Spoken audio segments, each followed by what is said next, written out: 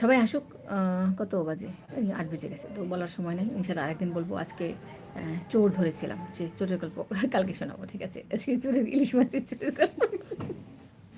মজাই হয়েছে না? বলিয়ে দিই না, এরা এবার উচ্ছ্বাসিত জানার জন্য থাকবে। পরে দিবা, আপু কী হয়েছিল, কী হয়েছিল? তো বলেই দিই। মাছওয়ালা আসলো, ইলিশ মাছওয়ালা। সন্ধ্যাবেলায়, মানে রাত্রবেলা কে মাছ নিয়ে আসে? এটা তো গ্রাম সাইড না, রাত্রবেলা তো মাছ নিয়ে আসার কথা না। তো মাছ রাখলাম ৮০০, ৩ কেজি ৮৯৮ গ্রাম ইলিশ মাছ।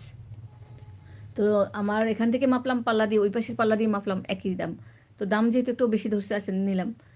তো এখন আমি বিকাশে টাকা দিব, তখনও বলতেছে, আপা আপনি দেন, টাকা দেন, আমি নাম্বার, মোবাইল আমার হাতে দিল যে নাম্বার দেখে নেন, আমি আপনার 3 ভাগ করে দিই। আমি বলছি, না 3 ভাগ লাগবে না, 2 ভাগ আছে, ঠিক আছে পলিথিনে। ও 3 ভাগ করতে গিয়ে আর এক পলিথিনে ঢুকাইতে গিয়ে বলল, না না আপা দিই। আমি বলছি, আচ্ছা দিক, মনে হয় ছেলেটা একটু সহজ সরল মনে হয়, আপনাদের অভিজ্ঞতা থাকা দরকার। তো ও কী করলো, পাতিলের ভিতরে যে মানে একটা ডেক্সি থাকে ঢাকনা, ওটার পর একটা একটা একটু একটু কি বলে, গভীর থাকে আর কি, বেশি ভিতরে কিছু রাখলে উপরে আর একটা থালার মতো দিলে বোঝা যায় না।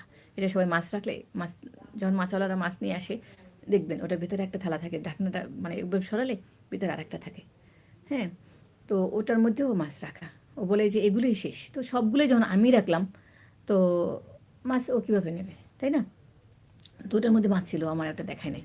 তো সব মা ওইখানে বড় বড় কয়েকটা বেছে রাখছে। আর ওখানে কী করছে, আমি যখন তখন বিকাশে টাকা দিচ্ছি, ওই চালাকি করে 2-3টে ভিতরে ঢুকায় আবার ছোটোটা দিয়ে ওইটা আটকায় রাখছে। তো ও চলে গেল, আমি আবার টাকা টাকা দিলাম, ও চলে গেল। তো ও যখন পলিথিনে আলাদা আলাদা করছিল, তখন আমার ডাউট ছিল যে ও বারবার এরকম সাজায় কেন? সাজানোর কথা না, মাছ